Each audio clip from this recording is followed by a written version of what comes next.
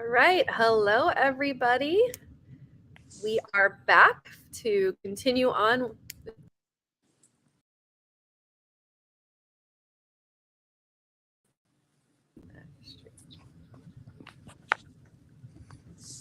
If the overlay is not working for some reason, it might be this right here. There we go. Sorry, trying to check. We are back with our Giving broadcast. That's better. I'm joined here with Dr. Eliza Montgomery, who is one of our featured Lunch with a Scientist. So thank you for meeting with us today, Eliza. One of my favorite things about Eliza is her passion for helping students progress in the field of science. So, Eliza, you've acted as not only a mentor, but an encouraging voice for these kids to work in the fields of sciences and to complete research.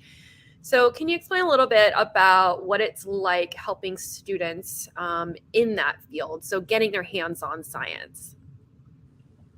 Yeah, I think it's really important. Quite honestly, I don't know about you, but for students to be able to actually, instead of just hearing about it, get in the laboratory or get in, even if you go and tour an area or get to see physically what someone's doing as opposed to just reading about it is really, really helpful and really gets you to understand what's going on. It's probably true for almost anything that people do. But I will say I would encourage students to, and what I like to do is encourage like a more in-depth conversation, but really also around what they're interested as well. Because for a science project, I will tell you what, or any research, you can flush out a science project from almost anything, right? If you find the right whys and you dig a little bit deeper into the topic they're interested in, you can make a really great project, honestly, about like the durability of fingernail polish. I will say, even something that seems mundane like that, you could actually make a really good science project if you dig a little deep into it. So Eliza manages the corrosion lab out at NASA. So can you quickly just tell everybody a little bit about what you do? We do have a whole video on it, but if you just briefly want to introduce the work that you're currently doing and your position at NASA. Yeah, so I manage the corrosion test engineering laboratory, and what that really means is that we have a test site where we basically put a bunch of materials, metals, coatings, even our core stage, which is the big orange rocket, the main engine, foam materials. We expose them to an aggressive marine environment outside and try to determine if basically those materials will meet the lifetime we need it to before we launch a material, or for our launch pad structures, make sure that it meets a 10 to 20 year lifetime, right? That's a long time. So we are so close to the ocean. We're about 150 feet away that we are an accelerated site compared to even our launch pads. So we are almost our own accelerated test site, even though it's still outdoors. And we test to qualify materials. We test for people to do research and development work as they're trying to develop new coatings and new materials. They'll put them at our test site, and then depending on how they perform, they'll have to go back to the drawing board or not, basically trying to figure out if they need to continue development work. So that's a large part of what we do in our labs, like part of it. So I also am a materials engineer and do other things and provide consultation to programs to make sure they're using the right materials, but the lab portion, that's what we do. Great. So one of my favorite parts of your video that you did was talking about your journey from just an interest in wanting to work with space in some capacity to how you got to your position now. So if you were able to go back to when you were a kid, what kind of experiences would you recommend to yourself to gain while you were still trying to work on that journey? I would absolutely ask questions and try to find out.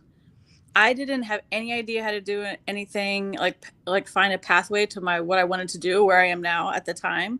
And I didn't have anyone that I knew to ask. And I also didn't ask anybody because I was too nervous to ask. So I will say that I think that nowadays, because we have the internet, we can contact people a lot better or faster and easier. And we're more accessible. If I were a student now, I would not, even if I was nervous, I would know that what's the worst you're going to get is a no, and you just keep going, right? We have people contact our corrosion test lab website because there's an area we can contact us to ask us questions. And sometimes, like, if someone wants to do business with us, it's like that as well. But it all feeds into the same email. And I have definitely participated in people's science fair projects because they've asked, and we're like, okay. So it's one of those things where if I would have asked sooner, I probably would have had a NASA internship. And if I would have, you just don't know what the opportunities are out there. They're not really necessarily at your fingertips. You don't necessarily know what web page to go to. Not everybody knows. People don't even realize in the public relations departments at places that their stuff isn't out there to everyone like they think it is, right? So I think just not being scared of finding someone in your field, and kind of even asking anybody who might know someone who knows somebody. You might see like, oh, I'm interested in, this certain research work or mechanical engineering, and I want to develop, roller coasters or whatever. You would ask one person who could lead you eventually, maybe 3 or 4 people down the road, to someone who can actually really help you. So I really don't be scared to, ask and explore, and what's the worst you're going to get is a no. And if you run into no's from people, just keep going. Don't let that 1 or 2 person or 50 people, not really, but tell you no, because truly they don't, they might not understand what you're trying to do. So. Yeah, so it sounds like a lot of it's just seizing opportunities that you're given, right? So, part of what we do is we provide school programs, which is what we're trying to do today with Big Day of Giving, is provide free programs to schools in the Sacramento area by collecting donations today.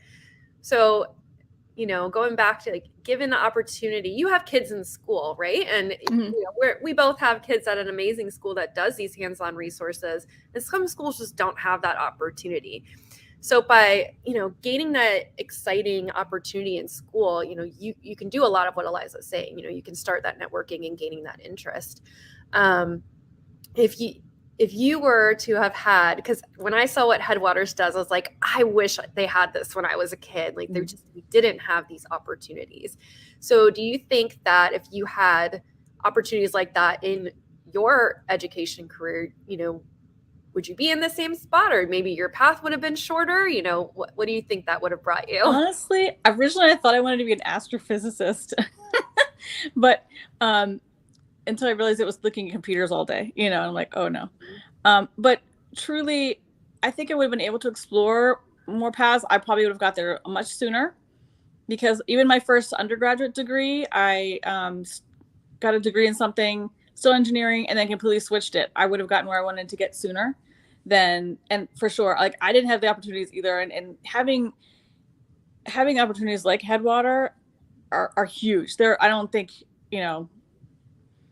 it gives you this leg up and a push up to be able to understand and even explore different areas. Even if you decide that you're not really interested in it later, you'll know that about yourself, or maybe that'll caveat you into something else, that a different thing you thought you were interested in chemistry or biology, and you actually are interested in something totally different that is still science related. Science is so huge, and you don't really understand what it is until you kind of get your feet wet and have experiences like you're talking about. Yeah, definitely. So you talk to a lot of students. Do you see a difference in students that have that extra help, so like a mentor, versus ones that are just trying to figure things out on their own? Yeah, there's a huge difference. And oftentimes a student, you have to find a lot of times your own mentors, right? If you have someone that you can even just say, how do I apply? Even something simple as, how do I apply for this money, how do I even, how do I ask a professor at a university if I'm an undergrad, if I can even work with them, those kind of things. Even just having someone to knock the information off of, or just talk about back and forth what possibilities there are. A mentor is a huge deal. They're going to lead you in the right path if they can, because their whole point, because they're a mentor, they're wanting to help you and they're wanting to mentor you, right? So I would have done so much better, faster, if I would have had a mentor. And I have mentored students. And in your science research, when you go in the professional world, you don't also walk in day one to your job knowing what you're doing. you get mentored in some way, shape, or form, most likely. Why would you not want to start that when you're younger if you can? It's no different than the real world. Exactly. And the faster you start it too, you meet people, you start that networking piece. I had mentioned earlier about Max, the intern that you brought on. Can you explain a little bit about what intrigued you about bringing him on as a mentor? Or as an intern? Sorry, not a mentor. No, right, yeah. So, well, truly, honestly, the fact that Max has participated in science fairs, we have a lot of interns over the years, and we always like to have students give them opportunities to see just working in our lab, but then everywhere else too, and where we're at. And what made me interested about him is that he was really interested in learning more. Even he was honest and said, I wasn't sure if I'm interested in this field anymore. I don't know if he's studying materials. He wasn't sure what he wanted to do. And that's totally fine. The fact that he had done a science fair project and done well in it and understood the idea of collecting data and doing research, even honestly on a college level, not on a lab level, but understanding that it goes into a report and what the quality of information you're going to need to report out. I think it's just that knowing that he's going to be willing to ask questions and knowing, and that probably you gain as you're like, you kind of understand the language of how to talk to people in a professional role with a mentor. And so you could tell that he's had that a little bit. And so, but he needs also, I think he kind of was getting a little bit like, hey, I need to find out more stuff and understand how the real world works for what I'm interested in doing. So understanding then that language and how that works and the opportunities there. That's why we're really interested in having him this summer. We're bringing him on to work on a special project for the space station, actually. And he's going to be working with another student that we've had this is her 4th summer here as well. So, and so that's, we're really excited about it. It had a lot to do with being in the state science fair, quite honestly, and understanding that level of work and having the guts to just like try and experiment and talk in front of people and just do it. I think that's what, made us interested in having him. Yeah, so just like full understanding of the process of science and that communication piece that you learn when you're going through that process is big for kids wanting to go into those STEM careers.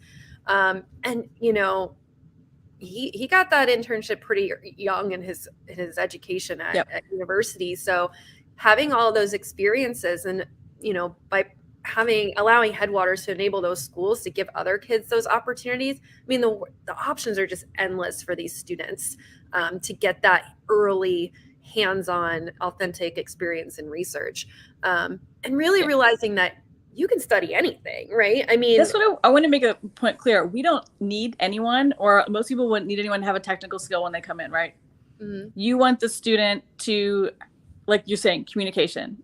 You need that communication and that, oops, I made a mistake. And I'll tell you I made a mistake. Or, hey, I got so far and have no idea what I'm doing. I'm not going to twiddle my thumbs for a week, too scared to tell you. I'm just going to tell you I don't know what I'm doing. That communication is key. So really it's about developing that. And, we can give you the technical skills. Yeah. And, that's just all part of the process. Things don't always go as you think that they're going to. I mean, that's the whole point, right? We're trying to figure out. Yeah. You had a really great story about the crawler where a whole panel was just completely messed up. It didn't go as planned.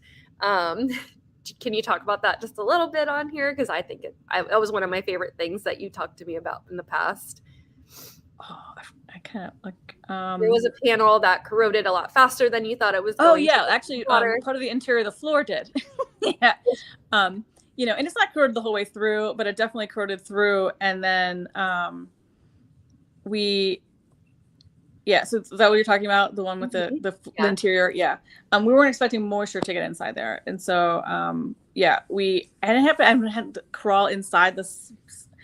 In order to inspect it, I have to crawl inside. There's a picture of me in the one PowerPoint because I had to crawl inside this area that was probably like maybe 2 feet by 3 feet area, like the little sections of it.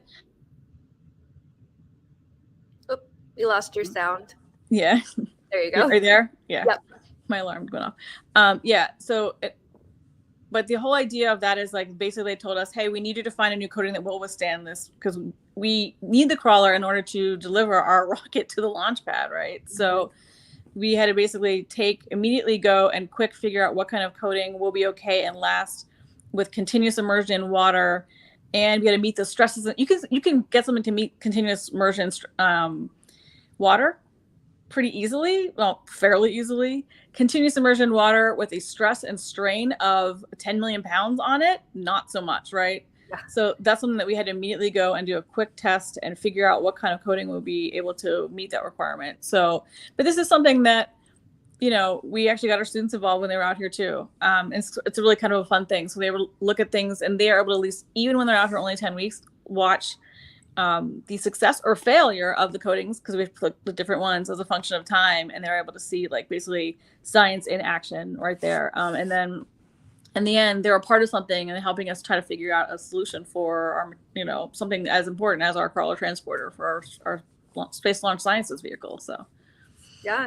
Yep. Yeah, I wanted to tell that story because it was, you know, you do this stuff all the time, and just unexpected things happen, and just having that ability to just troubleshoot and understand, like, science changes all the time, and just the more hands-on that you have and the experiences that you can get when you're young, you can use all that. I mean, quick thinking on your toes. I mean, crawling into tiny little spaces. It's all an exciting journey that you go through as a scientist. I want to make sure the students know too. We've been talking about this a lot at work. With new hires, we hit our level of knowledge.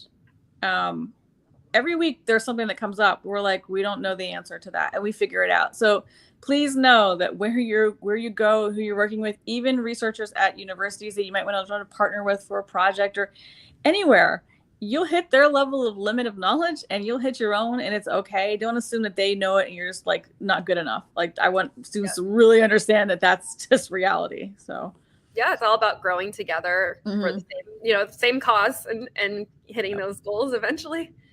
So, well, I appreciate you taking some time. I know you're very busy. Yeah, so I appreciate you taking some time to talk with us. Eliza's video is available on our YouTube channel. It's incredible. I learned so much from her about the work that they do, and it really made chemistry seem exciting and accessible, because for me, you know, being in the life sciences, I always get scared with the physical sciences, and Eliza's talk was very exciting to hear. Just a reminder to visit the website that's been scrolling at the bottom if you would like to help us and donate for our big day of giving. It will allow for us to provide free programming to underserved populations in the Sacramento area so that they can do some really cool research and hopefully spark an interest in joining into a STEM career. So thank you so much, Eliza. I appreciate you taking the time to work with us. And we look forward to make sure you pay attention, because she worked with the Artemis rocket that will eventually be taking off into space. Sometime this summer, yeah. Sometime this summer. So thanks.